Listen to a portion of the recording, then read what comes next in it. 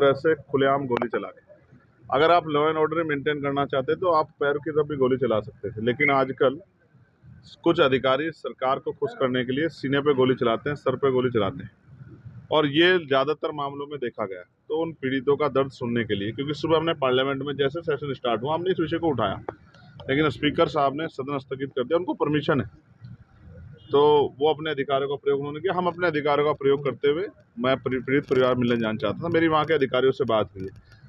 Hapur police का ये कहना है कि आपके वहाँ जाने से लॉ एंड ऑर्डर डिस्टर्ब हो जाएगा। मैं भी नहीं चाहता लॉ एंड ऑर्डर डिस्टर्ब हो, लेकिन मेरी ये तकलीफ है कि जिन परिवारों ने अपने बच्चे खो दिए, जो माएँ आंसू आंख में लेकर मेरा इंतजार कर रही हैं, जिनके परिवारों में शायद कमाने वाला चला गया है, आज उन पे जो बीत रही है, और ऐसे में अगर मेरे जैसा आदमी जो सड़कों पे लड़ता है, अगर वो आज उनके साथ ना खड़ा हो तो शायद मैं अपने आप को माफ ना कर पाऊँ।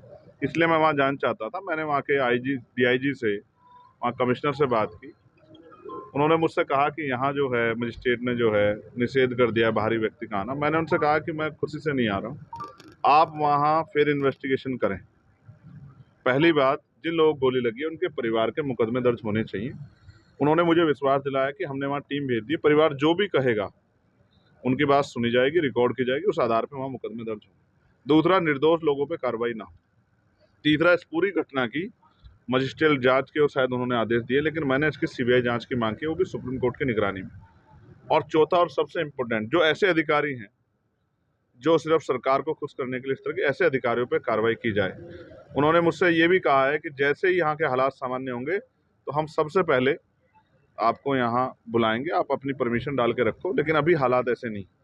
मैं समझता हूँ कि जनता को परेशानी नहीं होनी चाहिए, लेकिन आप ये सोचिए, क्या गोली के जरिए विरोध की आवाज को दबाना या हत्या करना, क्या ये इस तरह से देश चलेगा?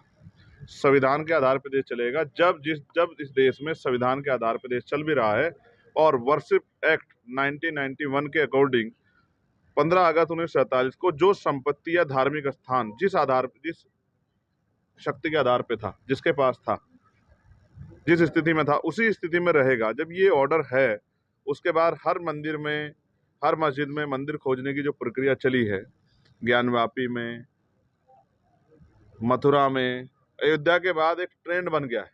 और मैं समझता हूँ कि इससे नौजवानों का कोई भला नहीं हो रहा है, लेकिन नौजवानों की जान जरूर जा रही है। मैं ऐसे अधिकारियों को, अब आप ये बताइए कैसे फेयर है कि एक ही दिन जो है एप्लीकेशन डलती है, उसी दिन जो है पिटीशन दायर होती है, उसी दिन ऑर्डर हो जाता है, उसी दिन शाम में सर्वे कमेटी बन जाती है, बिना दूसरे पक्ष को सुने। ये कैसा न्याय है? आप दूसरे पक्ष को तो सुनोगे ना, बिना दूसरे पक्ष को सुने। मैं भी लॉयर हूँ।